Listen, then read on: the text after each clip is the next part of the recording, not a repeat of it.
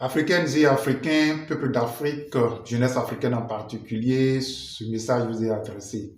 Que dis-je? Ce message nous est adressé. Loin de moi donc de vous inciter à l'insurrection, à l'insubordination, à l'insoumission ou à l'incivisme. Je voudrais, à travers donc ce message,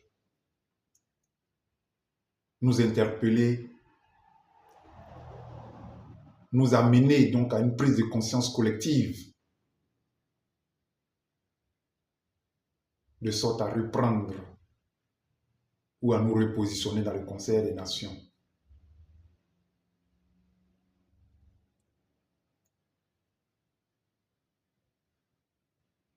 Vous interpeller, vous amener aussi à comprendre que le monde, bien que ne changeant pas donc dans le fond, mais change dans la forme.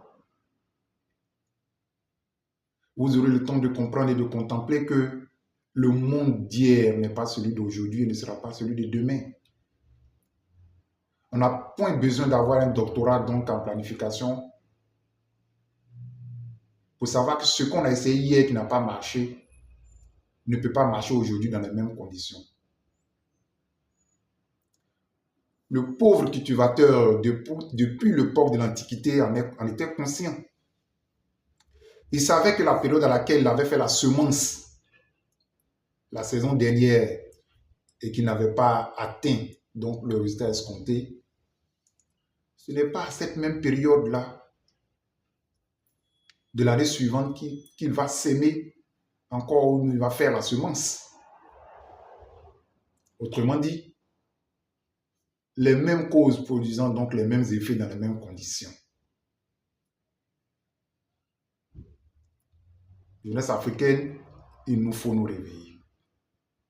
Je suis souvent choqué de voir dans certains pays africains des membres du gouvernement aller dans des régions, des localités, faire des dons en matériel roulant ou en vivres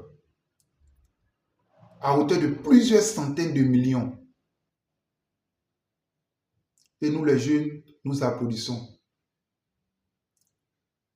En applaudissant, c'est comme si nous cautionnons le fait que la richesse publique, donc qui appartient normalement à tout le monde, à tous donc les contribuables, une seule personne peut s'octroyer ou se donner le droit donc de dépenser quand il veut, comment il veut,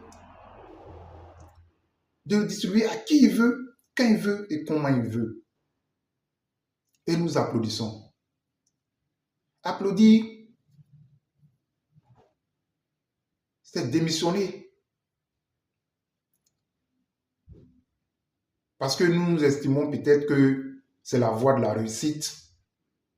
Comment se faire aimer par ses leaders. Ou soit nous applaudissons parce que c'est notre région qui en bénéficie ou c'est notre département, c'est notre localité qui est bénéficiaire. Non. Il faut revoir notre positionnement, notre manière de fonctionner.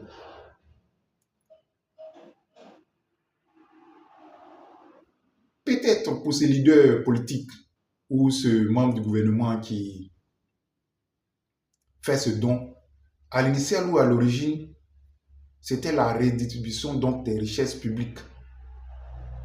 Mais si tel était le cas, qui est d'ailleurs une très bonne pensée, mais la faisabilité n'est pas la bonne.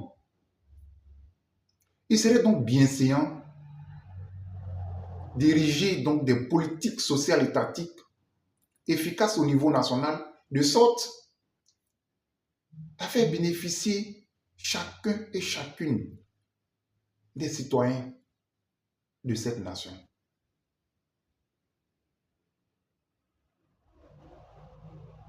Et ça, c'est nous, la jeunesse, qui devons comprendre.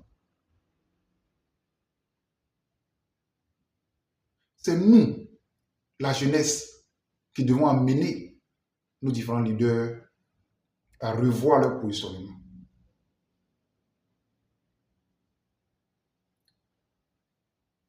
nos parents d'avant ont fait leur part. Ceux d'aujourd'hui sont en train de faire leur part, que j'accuse pas d'ailleurs, parce qu'ils le font. Mais il s'agira de demain, l'avenir, de notre avenir, l'avenir de la jeunesse, tant souhaité, tant escompté, tant revendiqué. Il nous faut des jeunes capables d'avoir la notion de la bonne gouvernance, capables de réorienter, capables de repenser les différentes politiques de développement. Et cela passe inéluctablement par la formation. La formation peut être sociale, elle peut être académique, elle peut être de tout genre. Mais il faut des formations qui doivent nous amener à avoir un esprit critique, à prendre du recul face aux situations auxquelles nous serons confrontés. C'est pour cela que je voudrais donc vous inviter à consulter régulièrement mes différentes pages Facebook, YouTube, dans lesquelles je ferai régulièrement ce genre de vidéos en développement personnel, en entrepreneuriat, en management, en bonne gouvernance. Il vous faut donc vous abonner sur mes différentes pages, liker, partager, commenter. Si vous aimez bien, vous pouvez être toujours alerté quand je vais faire soit les directs ou soit émettre les différentes vidéos. N'oubliez pas également que d'ici avril prochain, mon livre en management de projet, intitulé donc Le mystère des cycles de vie, la clé de réussite de vos projets, donc de votre vie. C'est un livre qui viendra donc révolutionner le management, démystifier donc à travers des métaphores